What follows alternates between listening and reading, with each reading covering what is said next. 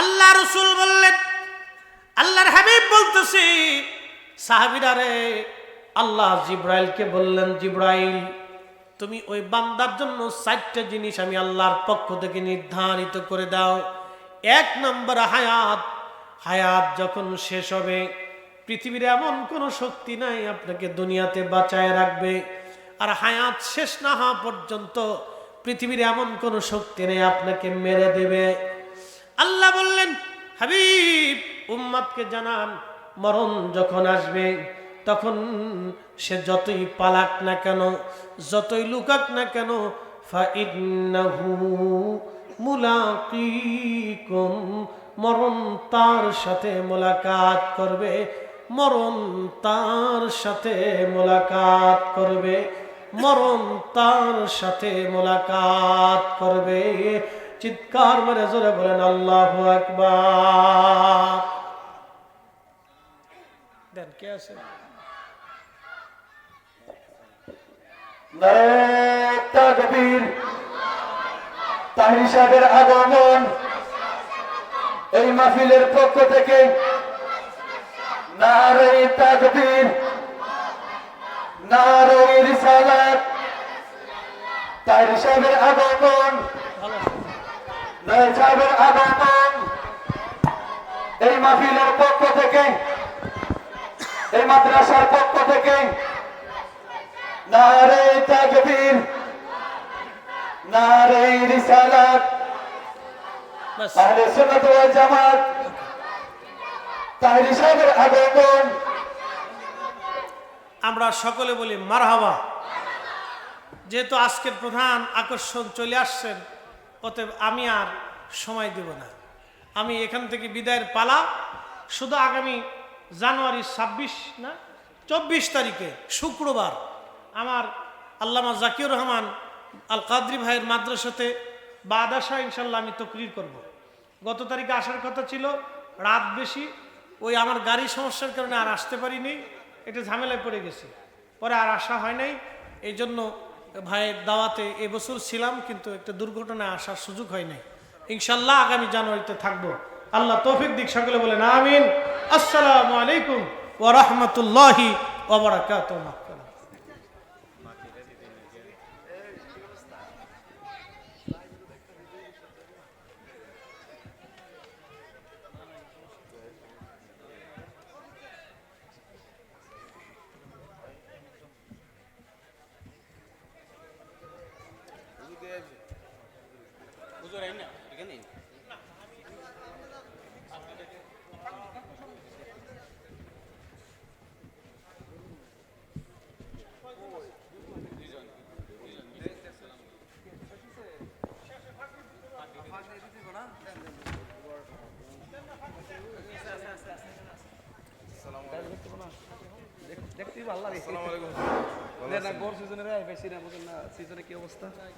সম্মানিত উপস্থিতি, আমাদের মধ্যে শুভ আগমন করেছেন আমাদের মাহফিলের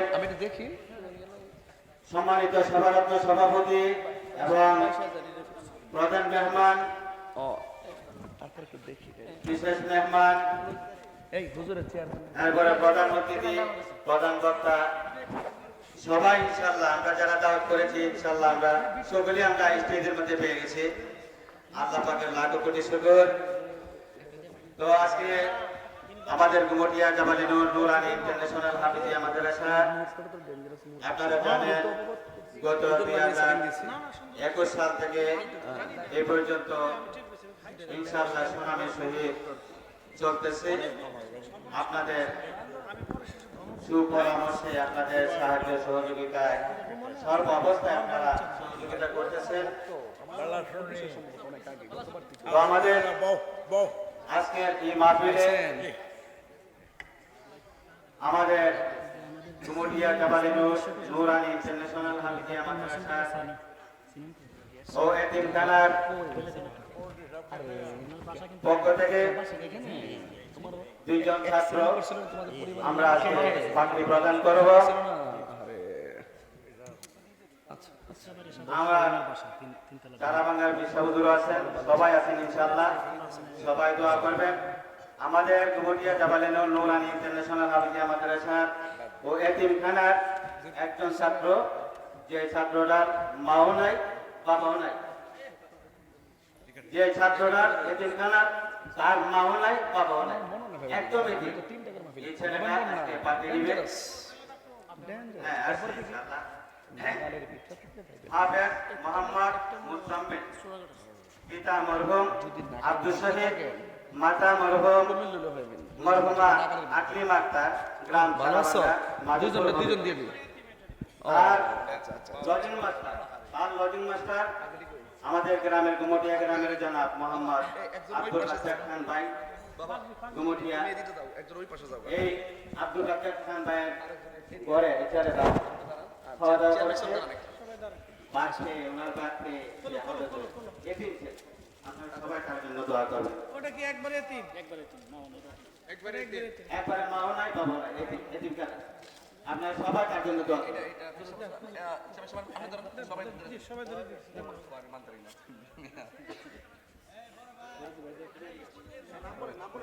এখন আপনাদের সামনে পাগড়ি নিবেন হাফেজ মোহাম্মদ আকিবুল ইসলাম শুভ, পিতা মোহাম্মদ নজরুল ইসলাম, মাতা মোসাম্মদ সুহেলা বেগম, গ্রাম উত্তর তেগুরিয়া, হবিগঞ্জ সদর।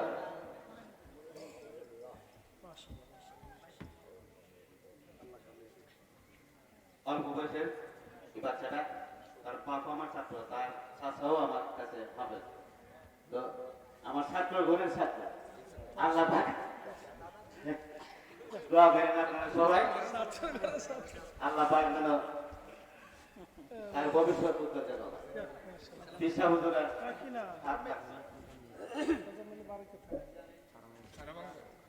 সম্মানিত উপস্থিতি, আমি আপনাদের কাছে দোয়া প্রার্থী।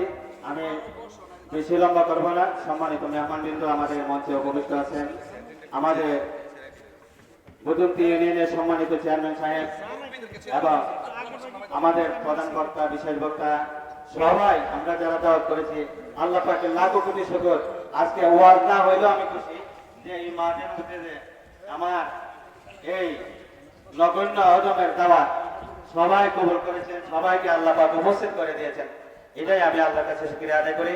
পরিশেষে প্রতিষ্ঠানের জন্য আপনাদের সকলের সর্বাবস্থা আল্লাহ আল্লাহ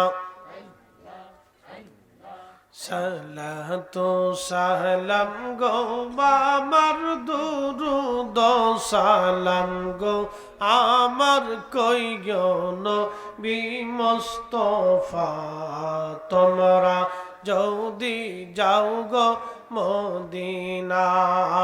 আল্লাহ আল্লাহ আল্লাহ আল্লাহ সালাতু সালাম গো আমার দুরুদ সালাম গো আমার কইয়ন বিমুস্তাফায়, তোমরা যদি যাও রে মদিনা। আল্লাহ আল্লাহ আল্লাহ আল্লাহ ওই মদিনা শরীফের মাঝে নূরের একটি খাম্বায়া সে গো, সেই খাম্বাতে হেলান দিয়া, সেই খাম্বাতে হেলান দিয়া খুদবা দিতেন মুস্তাফা। তোমরা যদি যাও গো মদিনা। আল্লাহ আল্লাহ আল্লাহ আল্লাহ আল্লাহ আল্লাহ সালাতু সালাম গো আমার দুরুদ সালাম গো আমার কইয়ন বিমুস্তাফায়, তোমরা যদি যাও গো মদিনা। আল্লাহ আল্লাহ আল্লাহ আল্লাহ আল্লাহ আল্লাহ